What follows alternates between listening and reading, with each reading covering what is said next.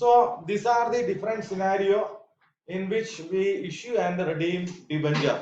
First one, issued at par, redeemed at par, which means 100 രൂപയുടെ ഒരു debenture issue ചെയ്ത് എത്രയ്ക്കാ 100 രൂപയ്ക്കാണ്.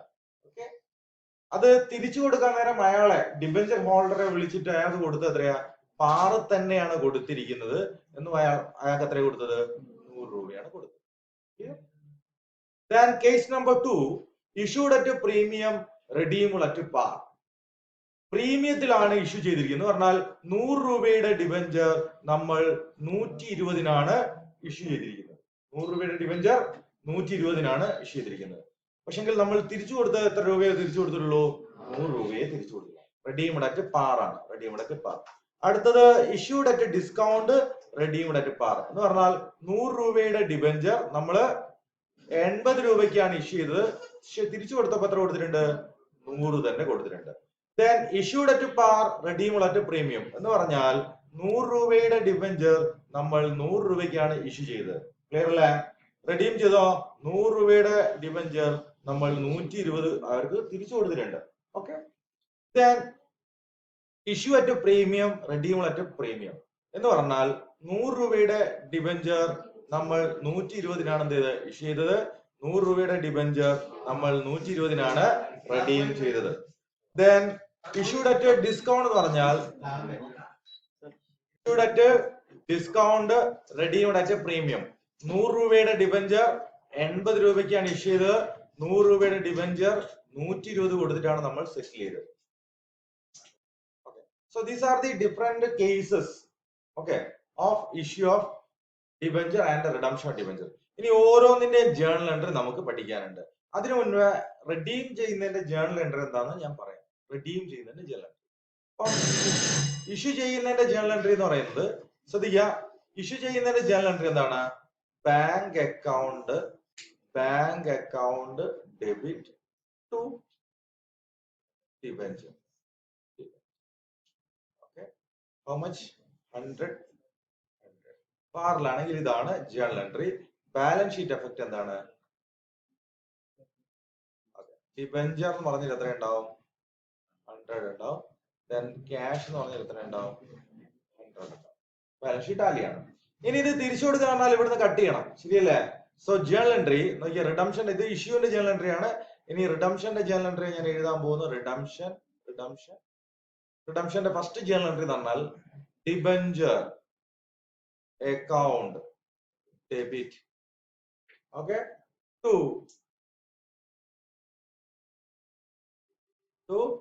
Debenture holder. 100 രൂപ ഡിബഞ്ചർ ഹോൾഡർക്ക് കൊടുക്കാനുണ്ട് എന്ന് കാണിക്കും. ഓക്കെ, ഇനി അടുത്ത എന്തായിരിക്കും? അവർ കൊടുക്കുന്നു. ജേർണൽ എന്താ? Debenture holder account debit to cash or bank. 100 രൂപ കൊടുത്തു. സോ ഇത് നോക്കിയേ, ഡിബഞ്ചർ ഇവിടെ ഓൾറെഡി ക്രെഡിറ്റ് ബാലൻസ് ഉണ്ട്. ഡെബിറ്റ് ചെയ്തപ്പോ ഡിബഞ്ചർ ക്യാൻസൽ ആയിട്ടുണ്ട്. ദെൻ ക്രെഡിറ്റിൽ ഒരു ഡിബഞ്ചർ ഹോൾഡർ ഉണ്ട്, അത് ഡെബിറ്റ് ചെയ്തിട്ട് എന്ത് ചെയ്തു? അതും ക്യാൻസൽ ചെയ്തു അല്ലെ? നമുക്ക് നേരത്തെ ബാങ്കിൽ അല്ലെങ്കിൽ ക്യാഷ് ഓർ ബാങ്ക് ആണല്ലോ അല്ലെ? ബാങ്കിൽ 100 രൂപ ഡെബിറ്റ് ബാലൻസ് ഉണ്ട്, അതിനെ ക്രെഡിറ്റ് ചെയ്തിട്ട് എന്ത് ചെയ്തു? അതും ക്യാൻസൽ ചെയ്തു. Clear? So this is redemption journal entry. Okay ആണോ? ഓക്കെ ആണ്. ഇനി അങ്ങനെയാണെങ്കിൽ നമുക്ക് എന്ത് ചെയ്യാം? ഓരോ ജേർണൽ എൻട്രി ആയിട്ട് നമുക്ക് എടുത്ത് വർക്ക്ഔട്ട് ചെയ്യാം. ഫസ്റ്റ് എന്താ? Issued at par, redeemed at par. Issued at par, redeemed at par.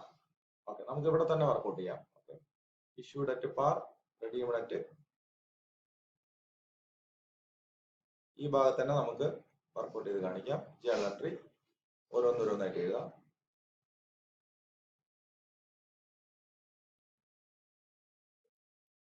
Concept clear ആണല്ലോ? ഓക്കെ ആണല്ലോ? സോ നല്ലോണം ശ്രദ്ധിച്ചോളൂ.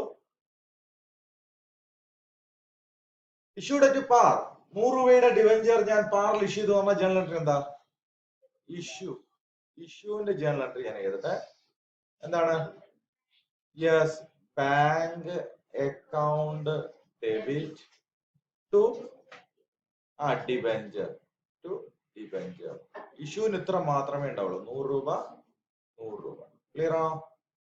ഇനി റിഡംഷന്റെ journal entry. Redemption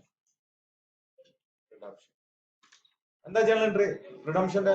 yes, debenture account debit. Debenture account debit to debenture holder account. Then അടുത്തതോ debenture holder account debit to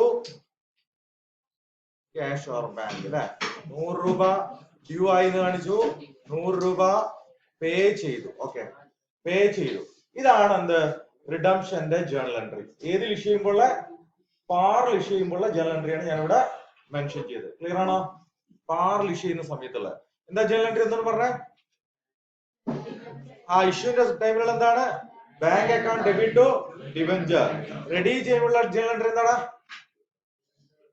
debenture account debit to debenture holder. then debenture holder account debit to bank account. Clear ആണോ? ഏതാ situation ചെയ്തത്? Issued at par, redeemed at par. അടുത്ത നമ്മൾ ചെയ്യാൻ പോകുന്നത് issued at premium, redeemed at par. ഇതാണ് issued at premium. അല്ലെ, issued at premium എന്ന് പറഞ്ഞാൽ 100 രൂപേന്റെ നമ്മൾ എത്രയ്ക്ക് ഇഷ്യൂ ചെയ്ത്? റെഡീംഡ് അറ്റ് ഏതാ? റെഡീംഡ് അറ്റ് പാർ ആണ്. അല്ലെ, ഓക്കെ. ഇതിന്റെ ജേണൽ എൻട്രി ഞാൻ എഴുതാൻ പോകുന്നത്. ആദ്യം ഞാൻ എഴുതുന്നത് ഇഷ്യൂന്റെ ജേണൽ എൻട്രി. ഇഷ്യൂ എന്താ? ഇഷ്യൂന്റെ ജേണൽ എൻട്രി വേഗം പറയണം. Bank account. Okay, bank account debit to debenture account. To debenture account. എത്ര കിട്ടുക? എത്രയാ? 120, 100. then to security premium. To security premium. How much? 20 rupees. Okay. ഇതാണ് ഇഷ്യൂ. ഇനി റിഡംഷന്റെ ജേണൽ എൻട്രി. റിഡംഷന്റെ ജേണൽ എൻട്രി പറഞ്ഞാടാ. Yes, debenture account debit to debenture holder account. എത്ര കൊടുക്കാനുണ്ടാവാ?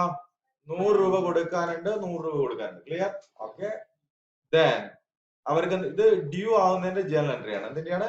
Due ആവുന്നത്. ഇനി പേയ്മെന്റിന്റെയോ? പേയ്മെന്റിന്റെ debenture holder account debit to bank. എത്ര കൊടുത്തു? 100 രൂപ കൊടുത്തു. So this is issue of debenture at premium. This is redemption of debenture at par. Clear ആണോ? ഓക്കെ. അപ്പൊ നമ്മൾ 2 കേസ് ഡീൽ ചെയ്ത് കഴിഞ്ഞു. ഇനി നമ്മൾ മൂന്നാമത്തെ കേസിലേക്ക് വരുന്നു. എന്താ? Issued at discount, redeemed at par. Issued at discount, redeemed at par. ഇതിന്റെ ജേണൽ എൻട്രിയാണ് നമ്മൾ ഇനി വർക്ക്ഔട്ട് ചെയ്യാൻ വേണ്ടി പോകുന്നത്. ഓക്കെ. ഇഷ്യൂഡ് അറ്റ് ഡിസ്കൗണ്ട് എന്ന് പറഞ്ഞാൽ ഇഷ്യൂ എത്ര കിട്ടും? നമുക്ക് 80 രൂപ കിട്ടും. അല്ലെ? റെഡീംഡ് അറ്റ് പാർ എന്ന് പറഞ്ഞാലോ 100 രൂപ എടുത്ത് നമ്മൾ സെറ്റിൽ ചെയ്യും. ശരിയല്ലേ?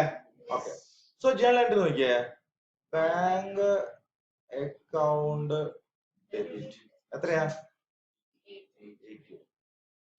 ടു ഡിബഞ്ചർ എത്രയാ? 100. So there is a difference of എന്ത് എഴുതാ?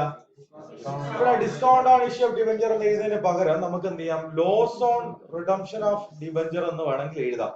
ഓക്കെ. അല്ലെങ്കിൽ 2 രീതിയിൽ എഴുതാം. ഒന്നുകിൽ ഡിസ്കൗണ്ട് എന്ന് എഴുതാം, അല്ലെങ്കിൽ ലോസ് എന്ന് പറഞ്ഞാൽ എഴുതാം. നമ്മൾ ഇനി മുന്നോട്ടേക്ക് ഞാനത് പറയാം. ഓക്കെ. ആ സാഹചര്യങ്ങൾ നമ്മൾ loss on issue of debenture എന്ന് പറഞ്ഞാൽ നമ്മൾ എഴുതാം, അല്ലെങ്കിൽ റിഡംഷൻ ഓഫ് ഡിബഞ്ചർ എന്ന് പറഞ്ഞാൽ. അപ്പൊ ഇവിടെ നമുക്ക് എന്ത് ചെയ്യാം? Discount on issue of debenture account എത്രയാ? ഇനി റിഡംഷന്റെ ജേണൽ എൻട്രി പറഞ്ഞേ. Debenture account debit to debenture holder account. എത്ര കൊടുക്കണം? 100 രൂപ, 100 രൂപ. ദെൻ പേയ്മെന്റ് കൊടുക്കുന്നു. എന്താ journal entry? Debenture holder account debit to bank. അവർക്ക് പേയ്മെന്റ് കൊടുക്കും. ക്ലിയർ ആണോ? ഓക്കെ അല്ലേ? അതും ക്ലിയർ ആയി. Next issued at par, redeemed at premium. Issued at par, redeemed at premium. Issued at par എന്ന് പറഞ്ഞാൽ 100 രൂപേന്റെ നമ്മൾ എത്രയ്ക്ക് ഇഷ്യൂ ചെയ്ത്? 100 രൂപയ്ക്ക്. മറ്റേതോ റെഡീം ചെയ്ത പ്രീമിയത്തിലാ 100-ന് എത്ര കൊടുത്തിട്ടുണ്ട്? ഓക്കെ, നോക്കിയേക്കണേ ഇവിടെ നല്ലോണം ശ്രദ്ധിക്കണം. നല്ലോണം ഇഷ്യൂവിന്റെ ജേണൽ എൻട്രി നോക്കിയേ. ഞാൻ എഴുതിയ ശേഷം നിങ്ങളോട് പറയാം.